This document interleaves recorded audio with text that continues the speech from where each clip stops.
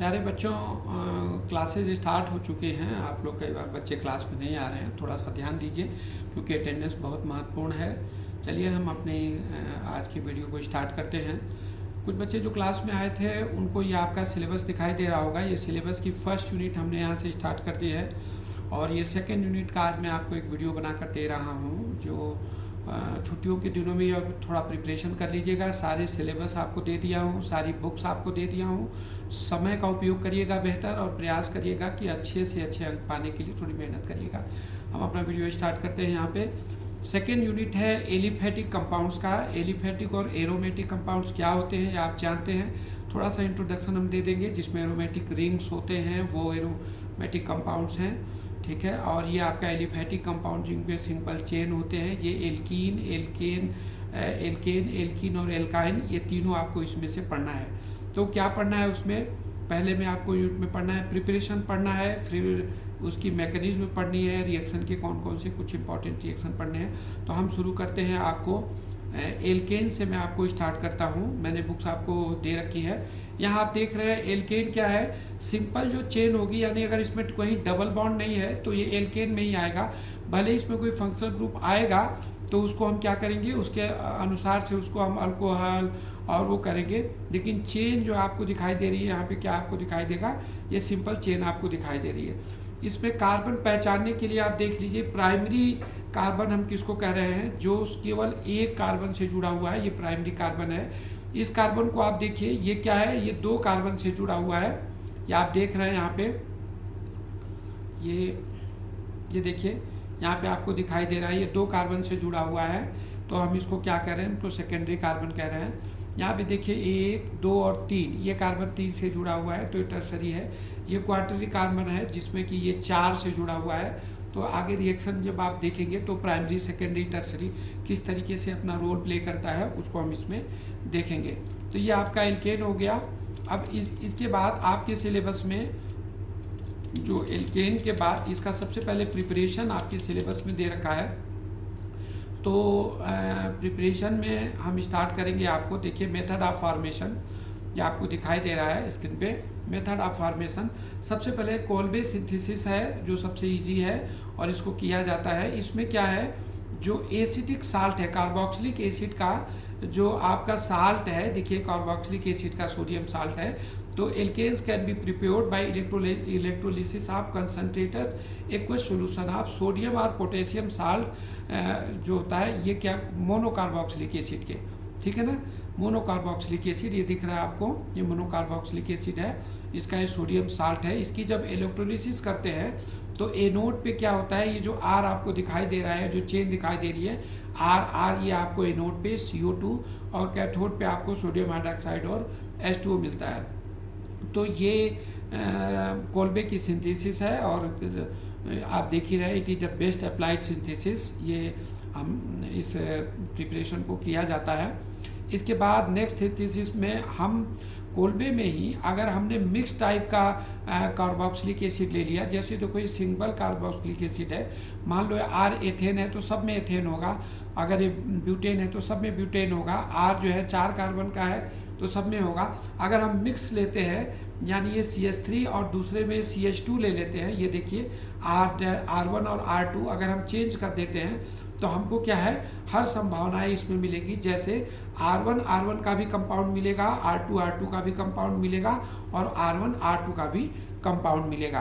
तो इसमें क्या क्या ऑल प्रोबेबल एल्केन्स इसमें फॉर्म हो जाते हैं। ये मिक्स टाइप का हमको कंपाउंड मिल जाता है। अगला हम देखते हैं कोरी हाउस सिंथेसिस। इसको भी आप ध्यान से देखिए। ये जो सिंथेसिस है बेसिकली क्या है, एल्किल क्लोराइड जो है इससे हम रिएक्शन को कराते हैं।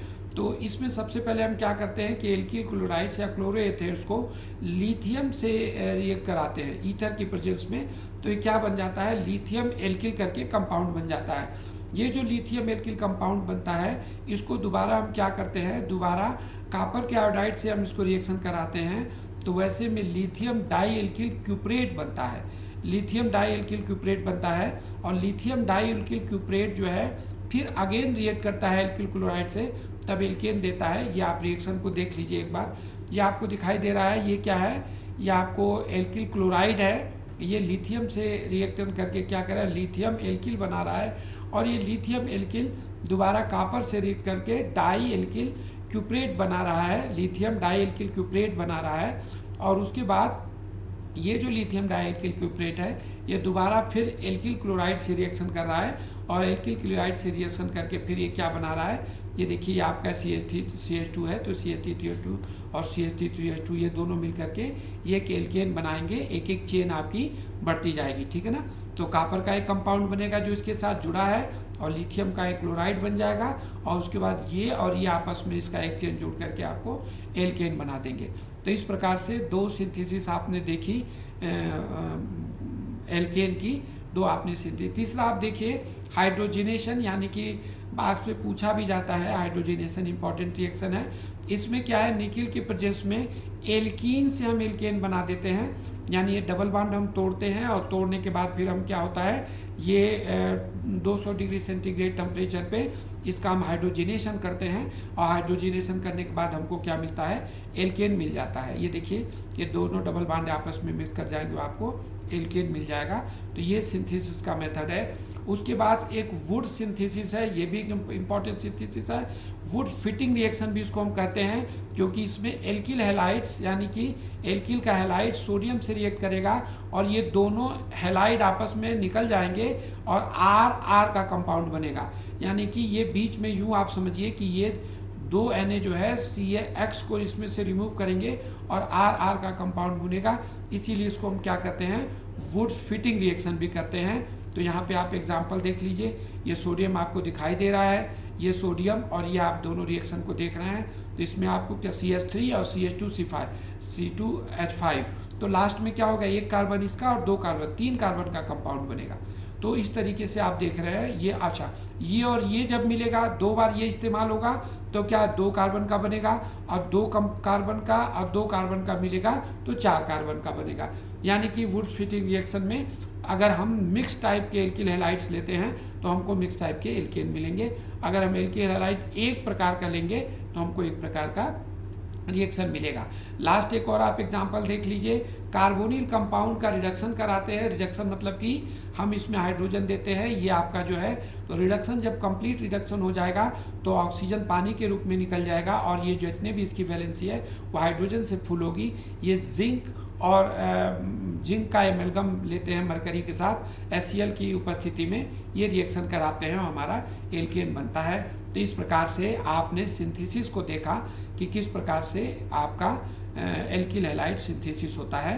अब अगले रिएक्शन में हम आपको इसकी जो प्रॉपर्टीज बताएंगे, जो कि फ्री रेडिकल रिएक्शन बताएंगे। धन्यवाद।